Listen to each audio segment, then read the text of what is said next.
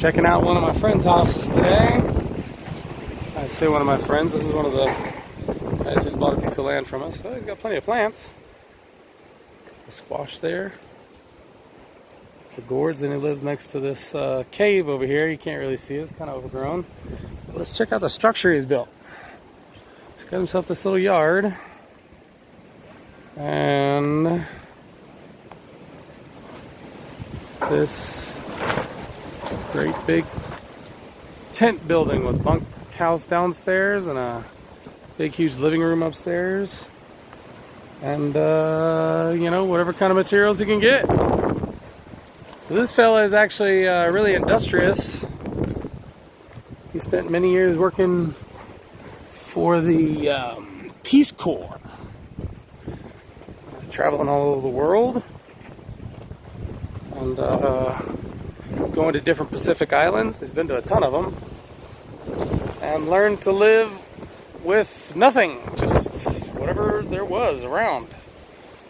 It's a lot easier in a tropical environment like this because everything grows, so we get a lot of free food.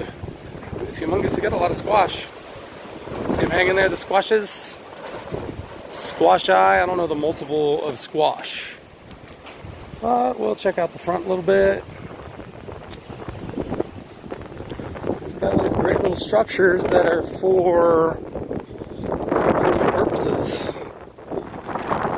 Might be a rental. It might be a little bedroom rental for somebody, you know, just to stay out of the rain for the night. It's got this little generator right there. There's the bathhouse, toilet house. And he's doing really good with these gourds. Look at these things, these big gourd, you know, they're squash.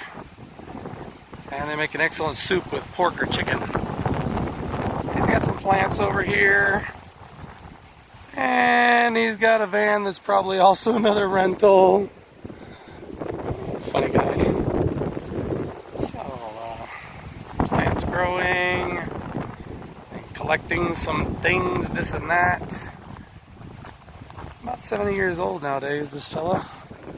Oh, much of his trash and stuff, he gets it organized eventually. He gets a bunch of stuff and then gets rid of a bunch of junk and keeps a lot of junk. This looks like this might be turning into a rental too. There's a little bedroom in there probably. So look at this house. And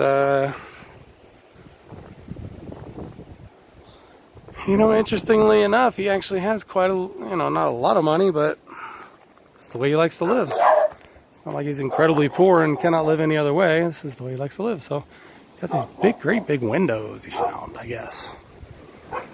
And you know, all his dogs in there.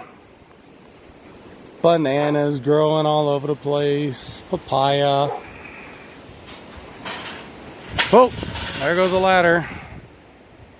Hopefully nobody's on the roof. Anyway, it's an outdoor living type area, you know. People kind of live outdoors here a lot. And so a lot of people like to kind of live outdoors and then have, you know, indoors just for sleeping, really. And that's kind of an island lifestyle. He got hooked on it. He was on the Marshall Islands. His wife was one of the first people to come over from the Bikini Atoll in the Marshall Islands, which you may have heard about in history class and such, that was bombed in there for the people. So then he's got all this great stuff that he gets here and there. You know, like these tiles. He's probably going to use, oh, that's what he used on his house. Those tiles. So he's got those tiles right there at the bottom of his house. And, you know, they're tiles, so I guess they're waterproof. Genius. He's got the coconuts stacked up right there, so those will start to sprout, and then he'll sell them down at the market. This ginger already starting to grow, plenty of ginger, bromeliads. It's a little fruit tree and some bananas here in the front. And he's got this big lily koi that's kind of dead at the bottom but really alive at the top. And that's one of our funny little properties.